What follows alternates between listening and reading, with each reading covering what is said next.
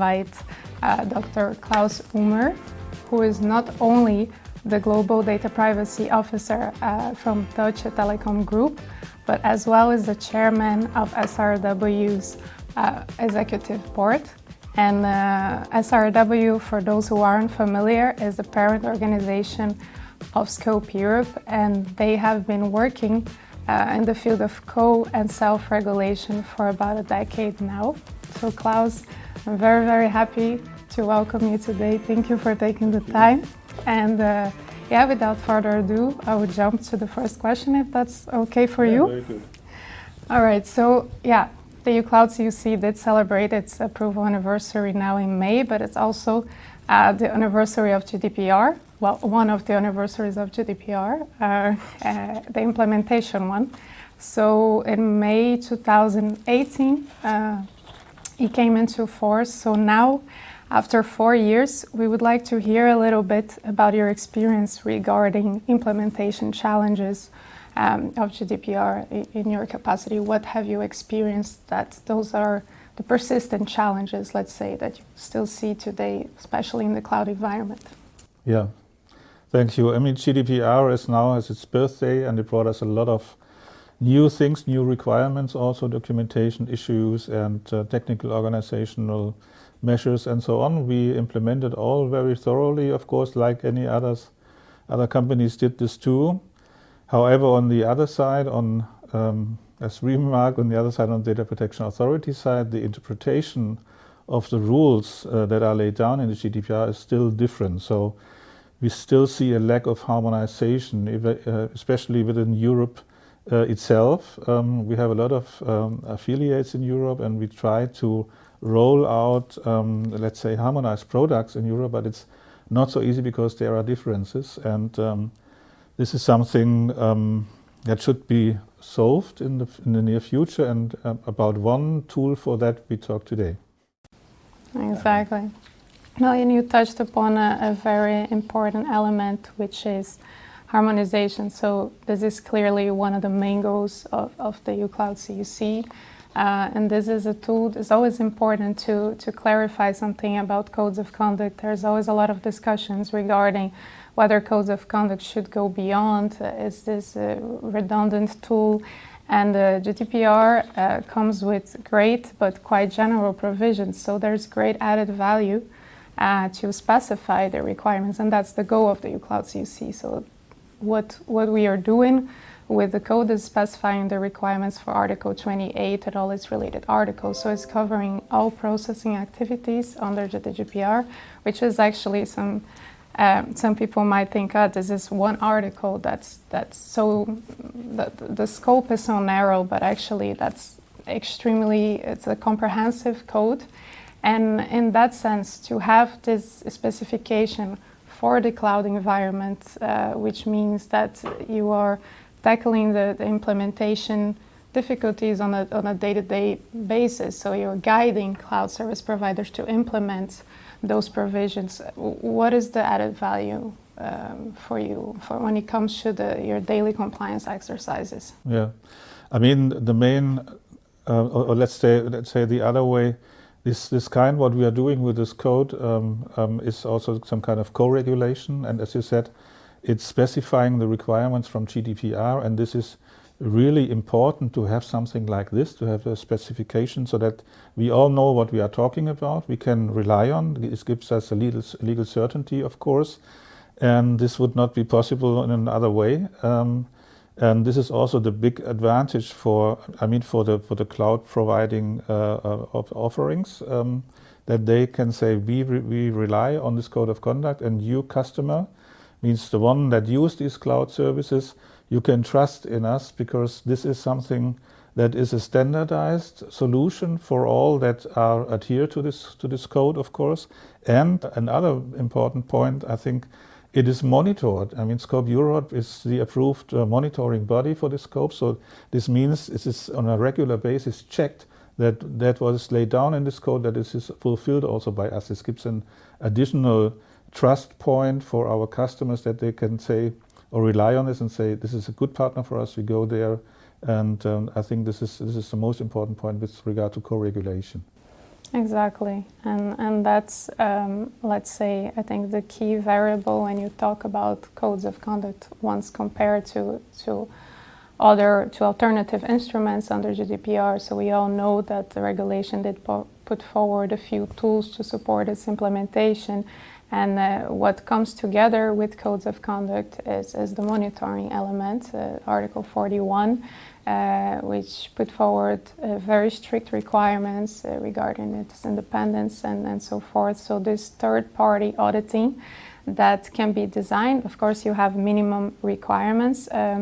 Scope Europe actually has been established specifically against the context of the EU Cloud Code of Conduct.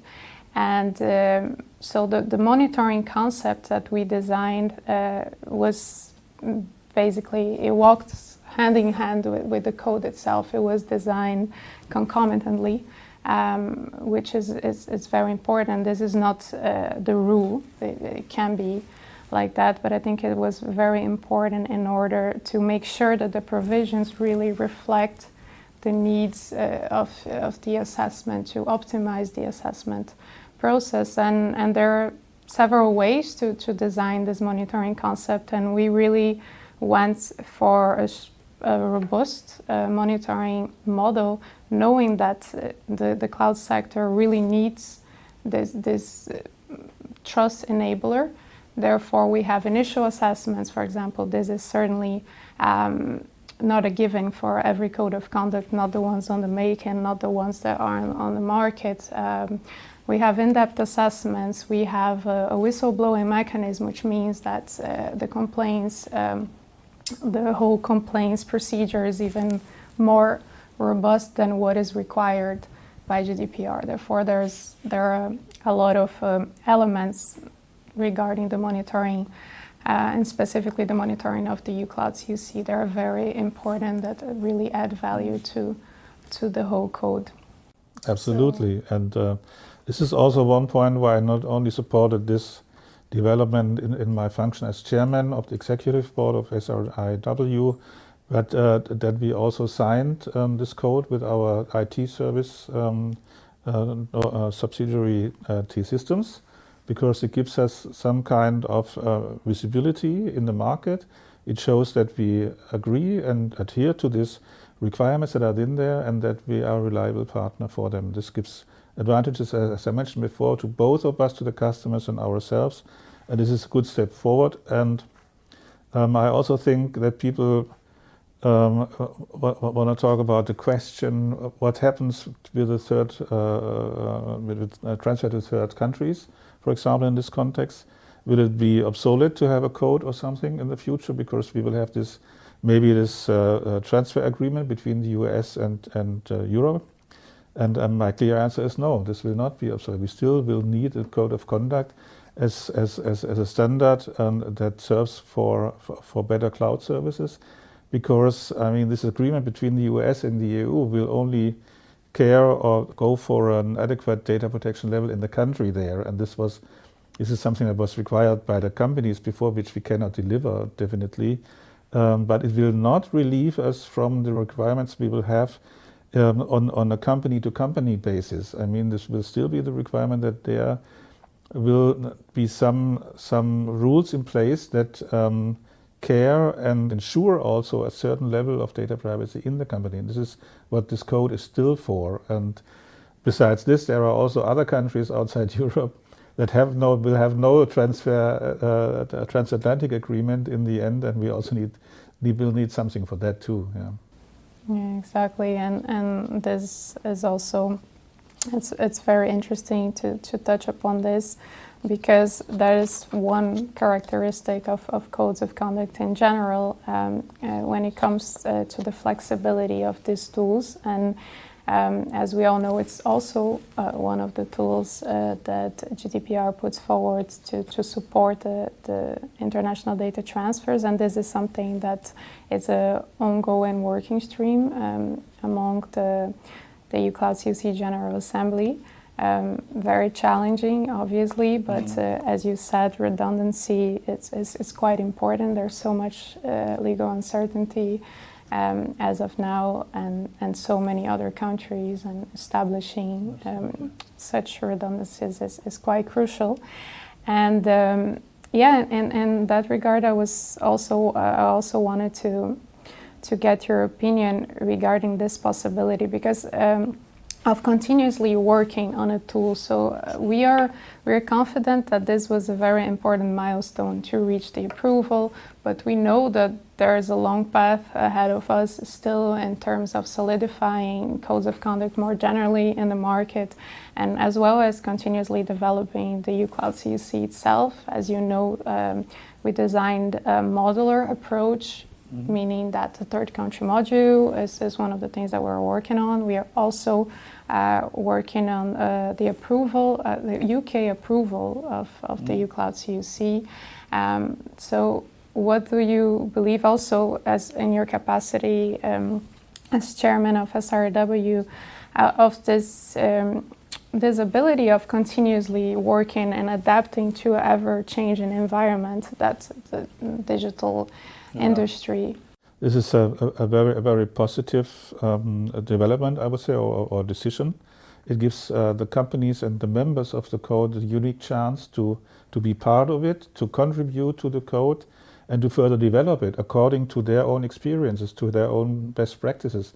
And of course, on the other hand, there is SRIW and Scope Europe coordinating this procedure, and we will also care for the question, does this cover really GDPR still, or is it something different? But it's quite so important that both levels come together, the company level and the regulation level, and there's something in between. And this is also, let's say, leads to this basis that the EU Cloud Code of Conduct, as a specific example, is used as a reference also when we think about Gaia X, where we work on a new framework for cloud infrastructures in the future on a sovereign basis in Europe. They need to refer to standards. They need to have a baseline where they put this whole ideas on it. And this one of these baselines can be the EU Cloud Code of Conduct, or already is already in discussion and also more or less fixed. Yeah. So this is a very good issue, and it's also a chance for the ones that still are open in their decision to say, yeah, we want to contribute because we have the possibility to have a positive influence in the future development of the cloud industry in Europe. Exactly, and I think you enabling, it is a platform at the end of the day. I think all the approval processes, you were talking about several authorities going through the code, and you really create, foster trust, you exchange, it's a mutual, you enable mutual understanding, right? And you enable authorities to grasp the difficulties of a certain sector, which they need to regulate each and every other sector. Therefore, this is a very, very central element. And finally, we constantly talk about sectors, right? There's no specification in that regard when it comes to codes of conduct, but it's often referred in guidelines and legal commentaries and so forth as a sectoral tool. So I wanted to know, how do you feel about the possibility of having cross-sectoral codes of conduct? Do you think this is a possibility? For instance, it has been discussed a lot, the possibility of anonymization code of conduct, which would be cross-sectoral. Do you see added value there? I would have mentioned that too if you wouldn't have mentioned it. It's, I think code of conduct is really, as I said before, the chance to participate in regulation in a way. And if we think that we need some kind of specification for certain areas of GDPR, it makes sense to discuss about a code of conduct. And one of these points is, for example, anonymization. Really, we are on it. We are designing currently one, and this is more important because there are different, let's say, opinions about what means anonymization really, and what is an adequate anonymization. The authorities think differently. Some of them, at least, companies think differently, and something totally different might be laid down in the law.